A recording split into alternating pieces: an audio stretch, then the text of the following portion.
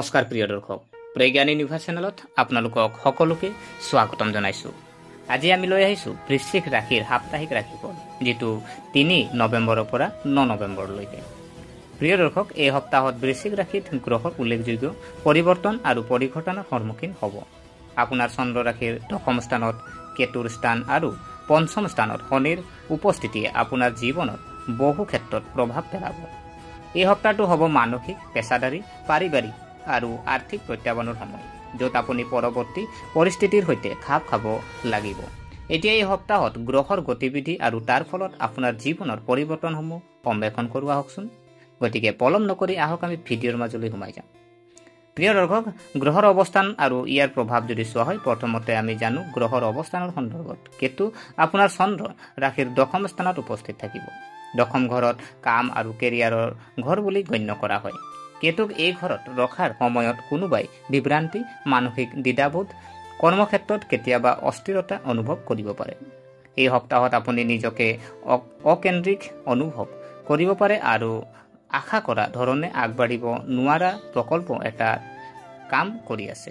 কেতু এই প্ৰভাৱে কেতিয়াবা এজন ব্যক্তিক নিজৰ কামৰ প্ৰতি অনাগ্ৰহ কৰি তুলিব পাৰে। গতিকে এই সময়ত কোনো ডাঙৰ সিদ্ধান্ত লোৱাৰ আগত গভীৰভাৱে চিন্তা কৰা উচিত। আপুনি হয়তো অনুভৱ কৰিব পাৰে যে আপুনি কঠোৰ পৰিশ্ৰম কৰি আছে, কিন্তু আকাংক্ষিত ফলাফল লাভ কৰা নাই। এই পৰিস্থিতিত সাময়িক যিহেতু সপ্তাহৰ শেষৰ ফালে ক্ৰমান্বয়ে কথাবোৰ স্বাভাৱিক হৈ পৰিব আৰু আপুনি নিজৰ দিশটো পুনৰ প্ৰতিষ্ঠা কৰিবলৈ সক্ষম হ'ব। এতিয়া বৰ্তমান আপোনাৰ চন্দ্ৰ ৰাশিৰ 5ম স্থানত ৰখা শনিৰ কথা কওঁ। 5ম সদনে বুদ্ধিমত্তা, সিদ্ধান্ত গ্ৰহণ, শিশু আৰু বিনিয়োগক প্ৰতিনিধিত্ব কৰে। ইয়াত শনিৰ উপস্থিতিয়ে গভীৰ প্ৰভাৱ পেলাইছে। শনিয়ে স্থিৰতা, কঠোৰ পৰিশ্ৰম আৰু পলম হোৱা ফলাফলক প্ৰতিনিধিত্ব কৰে। গতিকে এই সপ্তাহে আপোনাক শিকাব যে খৰখেদাকৈ লোৱা সিদ্ধান্ত ভুল হ'ব পাৰে। শনিৰ প্ৰভাৱত এই সপ্তাহত আপোনাৰ আৰ্থিক সিদ্ধান্তৰ উন্নতি হ'ব। আপুনি আগৰ তুলনাত অধিক ব্যৱহাৰিক আৰু চিন্তাশীল সিদ্ধান্ত ল'বলৈ আৰম্ভ কৰিব। পূৰ্বে হেৰুৱা সম্ভাৱনা থকা কথাবোৰ এতিয়া উন্নত হ'বলৈ আৰম্ভ কৰিব। আপুনি আপোনাৰ বিত্তীয় পৰিকল্পনাক স্থিতিশীলতাৰ দিশত পৰিচালিত কৰাত সফল হ'ব। কেৰিয়াৰ আৰু ব্যৱসায় যদি চাওঁ, এই সপ্তাহত আপোনাৰ কেৰিয়াৰত প্ৰত্যাহ্বান আৰু সুযোগৰ মিশ্ৰণ হ'ব। প্ৰথম অৱস্থাত কেতুৰ প্ৰভাৱে কিছু বিভ্ৰান্তি বা ভাৰসাম্যহীনতাৰ সৃষ্টি কৰিব পাৰে। আপুনি হয়তো অনুভৱ কৰিব পাৰে যে আপুনি যি ফলাফল দিছে সেই ফলাফল পোৱা নাই। এই পৰিস্থিতি বিশেষকৈ ব্যক্তিগত নিয়োগ, প্ৰশাসনিক কাম আৰু বৃহৎ সংস্থাত কাম কৰা সকলৰ বাবে সত্য হ'ব। সপ্তাহৰ মাজভাগৰ পিছত পৰিস্থিতি ক্ৰমান্বয়ে অনুকূল হৈ পৰিব। বিশেষকৈ বুধবাৰৰ পৰা শনিবাৰলৈকে সময়ছোৱাই ব্যৱসায় আৰু কেৰিয়াৰৰ অগ্ৰগতিৰ ইংগিত দিয়ে। আপোনাৰ ঊৰ্ধ্বতন বিষয়াসকলে আপোনাৰ কঠোৰ পৰিশ্ৰমক চিনি পাব আৰু আপোনাৰ প্ৰতি তেওঁলোকৰ মনোভাৱ উন্নত কৰিব। পদোন্নতি বা উন্নতিৰ বাবে অপেক্ষা কৰি থকা সকলেও লাভ কৰিব পাৰে। ইতিবাচক খবৰ আৰু এই সপ্তাহটো ব্যৱসায়িক পেছাদাৰীসকলৰ বাবে শুভ হ'ব। গ্ৰহৰ অৱস্থানে ইংগিত দিয়ে যে এই সপ্তাহত আপুনি যিকোনো পুৰণি বিবাদৰ পৰা মুক্ত হ'ব পাৰে। চলি থকা ব্যৱসায়িক অস্থিৰতাৰ পৰা আপুনি সকাহ পাব আৰু আপোনাৰ কামৰ বাবে আপুনি প্ৰশংসা লাভ কৰিব। বিশেষকৈ যদি আপোনাৰ ব্যৱসায় অনলাইন, প্ৰযুক্তি বা বিপণন সম্পৰ্কীয় হয়, তেন্তে ভাগ্যই আপোনাক অনুকূল কৰিব। এই সময়ছোৱাত আপোনাৰ প্ৰতিযোগীসকল নিষ্ক্ৰিয় হৈ থাকিব। দীৰ্ঘদিন ধৰি প্ৰতিযোগিতাৰ হেঁচাত থকাসকলে এতিয়া কিছু সকাহ পাব। যদি আপুনি নতুন প্ৰকল্প এটা আৰম্ভ কৰিব বিচাৰে, তেন্তে সপ্তাহৰ শেষৰ 2টা দিন, শনিবাৰ আৰু দেওবাৰ আপোনাৰ বাবে শুভ হ'ব। প্ৰিয় দৰ্শক, এতিয়া জানো আহক আৰ্থিক অৱস্থা। আপোনাৰ আৰ্থিক অৱস্থাৰ কথা কওঁ। আগতে আপুনি সন্মুখীন হোৱা যিকোনো অসুবিধাৰ এই সপ্তাহত কিছু উন্নতি দেখা যাব। আপোনাৰ আয় বৃদ্ধি নহ'ব পাৰে, যদিও আৰ্থিক স্থিতিশীলতা নিশ্চয়কৈ উত্থাপন হ'ব। 5ম স্থানত শনিৰ স্থানে আপোনাৰ বিনিয়োগ পৰিকল্পনাত উন্নতি সম্ভাৱনা প্ৰদান কৰে। পূৰ্বে লোকচানৰ সন্মুখীন হোৱাসকলে এই সপ্তাহত সকাহ পাব। আপুনি হয়তো পুৰণি উৎসৱৰ পৰা ধন লাভ কৰিব পাৰে বা আবদ্ধ হৈ থকা কিছু ধন ঘূৰাই দিব পাৰে। যদি আপুনি বন্ধু বা আত্মীয়ক ধন ধাৰে দিছিল, তেন্তে তাৰ কিছু অংশ ঘূৰাই পোৱাৰ সম্ভাৱনা আছে। অৱশ্যে 10ম স্থানত কেতুৰ উপস্থিতিয়ে খৰচ নিয়ন্ত্ৰণ কৰাটো গুৰুত্বপূৰ্ণ বুলি সূচায়।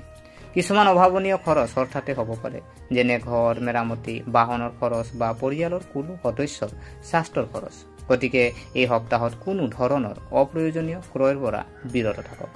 শ্বেয়াৰ মাৰ্কেট বা জল্পনা কল্পনাৰ খণ্ডত বিনিয়োগ কৰা সকলে সাৱধানতা অৱলম্বন কৰা উচিত। এই সময়ত দীৰ্ঘম্যাদী বিনিয়োগৰ বাবে শনিৰ প্ৰভাৱ অনুকূল যদিও স্বচ্ছম্যাদী বিপদজনক উদ্যোগৰ ফলত লোকচান হ'ব পাৰে। প্ৰেম আৰু বৈবাহিক জীৱন যদি চোৱা এই সপ্তাহত প্ৰেমৰ ক্ষেত্ৰত মিশ্ৰিত ফলাফল আহিব। আগতে যিসকলৰ সম্পৰ্কত কিছু পাৰ্থক্য আছিল তেওঁলোকে এতিয়া উন্নতি সুযোগ পাব। শনিৰ প্ৰভাৱে ধৈৰ্য শিকায়। কেতুৰ প্ৰভাৱে আপোনাক অহংকাৰৰ পৰা মুক্ত কৰিব। ফলস্বৰূপে আপুনি আপোনাৰ সম্পৰ্কত ভাৰসাম্য ৰক্ষা কৰাত সফল হ'ব।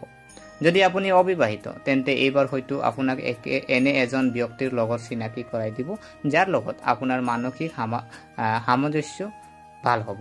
যদিও প্ৰথমতে অলপ দ্বিধাবোধ কৰিব পাৰে, সপ্তাহৰ শেষলৈকে এই ব্যক্তিজনৰ প্ৰতি আপুনি আকৰ্ষণ অনুভৱ কৰিবলৈ আৰম্ভ কৰিব। বিবাহিত জাতক জাতিকাৰ বাবে এই সপ্তাহটো পৰিয়ালৰ দায়িত্বৰে ভৰি পৰিব। আপোনাৰ পত্নীৰ সৈতে কিছুমান সৰু সৰু বিবাদ সম্ভৱ, কিন্তু যোগাযোগৰ জৰিয়তে যিকোনো ভুল বুজাবুজিৰ সমাধান হ'ব।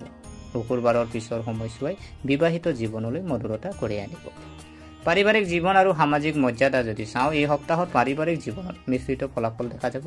কেতুৰ প্ৰভাৱে পৰিয়ালৰ জ্যেষ্ঠ সদস্যসকলৰ লগত মত বিৰোধৰ সৃষ্টি কৰিব পাৰে। কোনো ধৰণৰ বিবাদ বৃদ্ধি নকৰিবলৈ চেষ্টা কৰক। শান্ত মনেৰে প্ৰতিটো বিষয় আলোচনা কৰক। আপুনি আপোনাৰ পৰিয়ালৰ কনিষ্ঠ সদস্যসকলৰ মাজত আনন্দ পাব। সন্তান থাকিলে তেওঁলোকে এনেকুৱা কিবা এটা লাভ কৰিব যিয়ে আপোনাৰ সন্মান বৃদ্ধি কৰিব। শনিৰ পঞ্চম স্থানত স্থান পোৱাটোৱে আপোনাৰ শিশুৰ পৰা পঢ়া শুনা, প্ৰতিযোগিতামূলক পৰীক্ষা বা কেৰিয়াৰৰ অগ্ৰগতিৰ ইংগিত দিয়ে। সপ্তাহৰ মাজভাগত কিছুমান পুৰণি বন্ধু বা আত্মীয়ৰ লগ পাব পাৰে। এই বৈঠকে আপোনাক আনন্দ কঢ়িয়াই আনিব। আপুনি ছুটিৰ দিনত পৰিয়ালৰ সৈতে ছুটি ভ্ৰমণ বা আউটিঙৰ পৰিকল্পনাও কৰিব পাৰে। শিক্ষা আৰু ছাত্ৰ ছাত্ৰী যদি চোৱা হয়, উচ্চ শিক্ষা বা প্ৰতিযোগিতামূলক পৰীক্ষাৰ বাবে প্ৰস্তুতি চলোৱা ছাত্ৰ ছাত্ৰীৰ বাবে এই সপ্তাহটো অত্যন্ত গুৰুত্বপূৰ্ণ হ'ব। কেতুৰ প্ৰভাৱে কেতিয়াবা একাগ্ৰতা হ্ৰাস কৰে, গতিকে আপোনাৰ মনটোৱে প্ৰথম অৱস্থাত পঢ়া শুনাত বিচৰণ কৰিব পাৰে। কিন্তু শনিৰ প্ৰভাৱত ক্ৰমান্বয়ে একাগ্ৰতা ঘূৰি আহিব আৰু আপুনি নিজৰ দিশটো স্পষ্ট কৰিব পাৰি। বিশেষকৈ এই সপ্তাহত বিজ্ঞান, প্ৰযুক্তি বা জ্যোতিষৰ সৈতে জড়িত বিষয় অধ্যয়ন কৰা ছাত্ৰ ছাত্ৰীসকলে উপকৃত হ'ব। সপ্তাহৰ শেষ দিনবোৰত আপোনাৰ কঠোৰ পৰিশ্ৰমৰ ফল হ'ব আৰু আপুনি শিক্ষক বা জ্যেষ্ঠসকলৰ পৰা সহায় লাভ কৰিব। স্বাস্থ্য যদি চোৱা হয়, স্বাস্থ্যৰ দৃষ্টিকোণৰ পৰা সপ্তাহটোৰ আৰম্ভণি অলপ প্ৰত্যাহ্বানজনক হ'ব। দশম ঘৰত কেতুৰ উপস্থিতিয়ে মানসিক চাপ আৰু উদ্বিগ্নতাৰ সৃষ্টি কৰিব পাৰে। কৰ্মৰ চাপ, অত্যধিক চিন্তা আৰু টোপনিৰ অভাৱে আপোনাক ভাগৰুৱা কৰিব পাৰে। গতিকে এই সপ্তাহত নিজকে মানসিকভাৱে শান্ত কৰি ৰাখিবলৈ চেষ্টা কৰক। ধ্যান, যোগাসন বা ৰাতিপুৱা খোজ কাঢ়িলে আপোনাৰ বাবে অত্যন্ত উপকাৰী বুলি প্ৰমাণিত হ'ব। বিশেষকৈ ভজা আৰু টেঙা খাদ্য পৰিহাৰ কৰক। খাদ্যৰ প্ৰতি বিশেষ গুৰুত্ব দিয়ক। সপ্তাহৰ শেষৰ ফালে স্বাস্থ্যৰ উন্নতি হোৱাৰ লক্ষণ দেখা গৈছে। যদি আপুনি ইতিমধ্যে ৰক্তচাপ, ডায়েবেটিছ বা গাঁঠিৰ বিষৰ দৰে সমস্যাত ভুগি আছে, তেন্তে ঔষধৰ প্ৰতি অৱহেলা নকৰিব। শনিৰ প্ৰভাৱে পুৰণি ৰোগবোৰ পুনৰ সক্ৰিয় কৰিব পাৰে। সপ্তাহৰ শুভ আৰু অশুভ দিন আমি যদি চাওঁ, সোমবাৰৰ পৰা বুধবাৰলৈ কৰ্মক্ষেত্ৰত উত্তেজনা থাকিব, কিন্তু ধৈৰ্যৰে পৰিস্থিতি পৰিচালনা কৰিব। বৃহস্পতিবাৰৰ পৰা শনিবাৰলৈ যদি চোৱা হয়, ভাগ্যই আপোনাৰ অনুকূল হ'ব। বাকী থকা কামবোৰ সম্পূৰ্ণ হ'ব। দেওবাৰ যদি চোৱা হয়, পৰিয়ালৰ সৈতে সময় কটোৱাৰ সুযোগ আৰু আপুনি মনত শান্ত পাব। শুভ দিশ যদি চাওঁ, দক্ষিণ আৰু পশ্চিম। শুভ ৰং গাঢ় ৰঙা আৰু মেৰুন। শুভ সংখ্যা 9। শুভ দিন শনিবাৰ। প্ৰতিকাৰ আপুনি পাৰিলে প্ৰতিদিনে আপুনি হনুমান চলিচা পাঠ কৰক। প্ৰিয় দৰ্শক, এয়া আছিলে যিহেতু আপোনাৰ নৱেম্বৰ মাহৰ যি সাপ্তাহিক ৰাশিফল 3 তাৰিখৰ পৰা 9 নৱেম্বৰলৈকে। গতিকে আশা কৰিছোঁ আপোনালোকে ভিডিঅ'টো চাই ভাল পালে। যদি এই ভিডিঅ'ই আপোনাক কিঞ্চিত মানুহ লাভান্বিত কৰিলে, তেনেহ'লে আপুনি ভিডিঅ'টো কিন্তু লাইক এটা কৰিব আৰু যিমান পাৰে বন্ধু বান্ধৱীৰ সৈতে শ্বেয়াৰ কৰিবলৈ নাপাহৰিব। আৰু কমেণ্টত আপোনালোকে জয় শ্ৰী শনিদেৱ বুলি আপুনি লিখিব পাৰে। আৰু আমাৰ চেনেলটো যদিহে ছাবস্ক্ৰাইব কৰা নাই, অনুগ্ৰহ কৰি ছাবস্ক্ৰাইব কৰি আমাক উৎসাহিত কৰিব বুলি আশা থাকিলে পুনৰ লগ পোৱাৰ প্ৰতিশ্ৰুতিৰে আজিলৈ আমি বিদায় মাগিলোঁ। ধন্যবাদ।